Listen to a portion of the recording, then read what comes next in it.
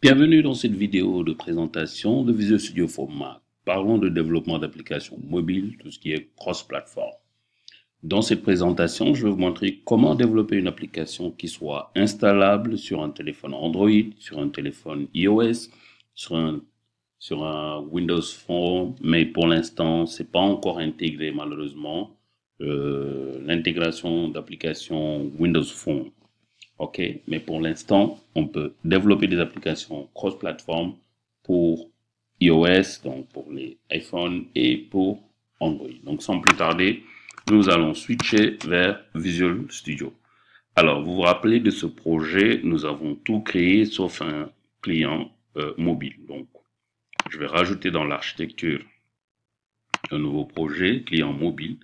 Donc, je vais le demander cross-platform. Donc, je vais utiliser un blank form app. Ici, vous voyez, nous avons iOS et Android. Je vais l'appeler ici. Je vais mettre point mobile. Mobile. Je vais utiliser Android et iOS. Use.NET Standard ou use share library. On reviendra dessus de manière spécifique. Donc, pour l'instant, je vais utiliser use.NET Standard. Et ici, le project name a été donné dans la solution et je vais mettre create. Voulez-vous vraiment créer? Je lui dis oui, créer. Il va aller me créer mon application mobile Xamarin et mieux encore, il va restaurer les packages qui sont manquants ou qui sont required. Alors ici, je vais m'appesantir rapidement sur un élément qui est très bien, c'est qu'au fur et à mesure que vous développez votre application, vous voyez le layout, vous voyez le visuel de ce que vous êtes en train de faire. Donc, si vous placez un contrôle, vous voyez un moniteur qui vous montre comment ça va s'afficher sur votre téléphone. Donc, voilà, là, il est en train de générer il a généré les files. Donc, je vais faire ceci. Voilà. Alors, je vais expliquer rapidement. Ici, dans notre application mobile, nous avons mobile, mobile Android, mobile iOS.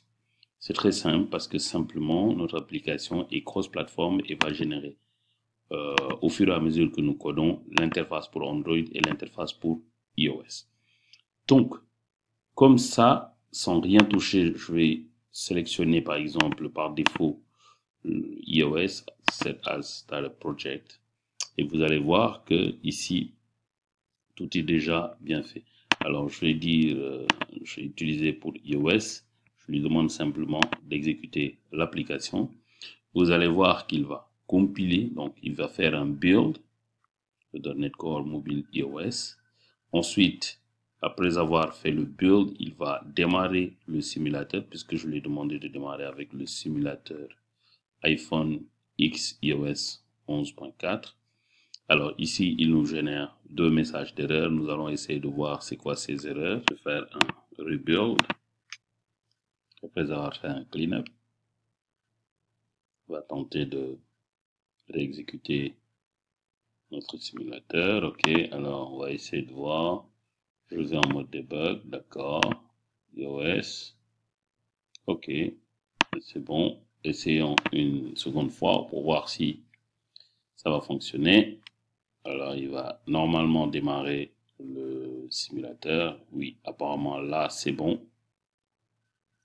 Donc, il dit wait for the debugger to connect to the iOS simulator. Donc, il va démarrer le simulateur. On va faire aussi la même chose pour Android, voir ce que ça va donner. Ici, notre simulateur démarre. Vous avez la possibilité de faire bouger votre simulateur, de déplacer. OK, c'est un joli iPhone X. OK. Ah, notre iPhone a vraiment joué son rôle. Donc voilà. Ici, nous avons .NET Core et c'est notre application Welcome. Et si vous voyez bien, il y a d'autres applications. Par exemple, cette application, c'était une application de formation d'une entreprise. Et cette application va se connecter sur l'API et va aller puiser des informations. List of activities. Il va me générer les activités. Par exemple, ici, il n'y a aucune activité. ce que je vais faire, je vais utiliser Postman et on a par exemple l'API qui est à ce niveau-là. Voilà, ici vous voyez bien qu'il n'y a aucune information. Donc je vais utiliser Postman pour lui donner quelques informations. Voilà, là par exemple je suis en mode post, donc je pense que j'avais déjà quelques données. Alors je vais mettre l'id 1, donc je lui dis léger junior. Ok, is complete true. Donc la classe était très simple, id name et is complete.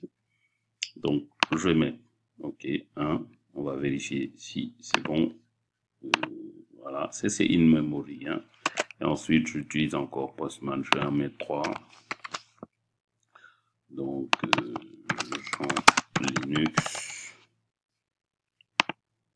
Voilà, et ensuite troisième. Je vais mettre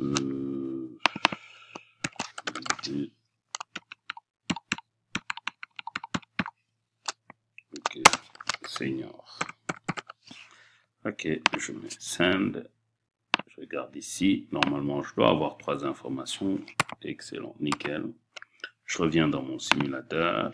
Je mets list of activities. Normalement, voilà. Et j'ai toutes les informations. Si je sélectionne une information, vous voyez ce que ça donne. Choose léger junior. Genre Linux et léger junior. Voilà. Donc voilà, je vais essayer de créer ici. Alors je vais lui dire ID 4. Il s'appelle Elisa. Ok, it's completed. Yes. Quand je mets save, il va aller gérer l'activité. Ensuite, je vais voir si ça a été créé ici. Oui, Elisa est là. Et ici, je vais mettre activer et Elisa est à ce niveau-là. Donc voilà ce qui est capable d'une application de ce type. Alors, nous allons modifier cette application-là. Donc dans ce cas, je viens dans mobile, sorry. Je viens dans main, XAML. Donc on a un stack layout, je vais mettre 2 boutons. Ok, je vais mettre par exemple, sorry. Ok, donc je mets button, texte. Donc son texte c'est quoi? Je lui dis liste des produits. Ok. Text color, je lui dis text color, je lui dis white. Et background color, je vais lui dire que c'est du maroon. Voilà. Et je lui fais ça, je fais copier, coller, créer, création, produit. Et enfin, je vais mettre quoi? Je vais mettre modification produit. Voilà. Cool. Alors, je vais simplement rajouter un padding. Donc, le padding left, je vais mettre 10. Top right and so. Ok. Et là, j'enregistre. Je quitte. Voilà. Alors, je vais revenir un peu sur cet aspect-là.